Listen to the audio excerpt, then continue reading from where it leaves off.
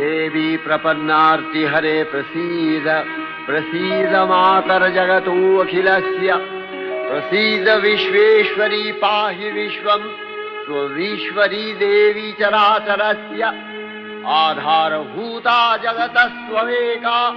महीस्वरूपेण यतः स्थितासि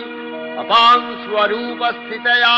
तवैतदप्यायते कृष्णम् अलङ्घ्य वीर्ये त्वं वैष्णवी शक्तिरनन्तवीर्या विश्वस्य बीजं परमासि माया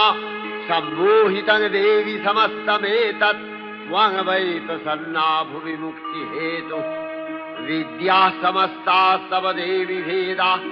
स्त्रियः समस्ताः सकला जगत्सु तवैकया पूरितमम्ब यैतत् का ते स्तुतिः सद्य परापरोक्तिः सर्वभूता यदा देवी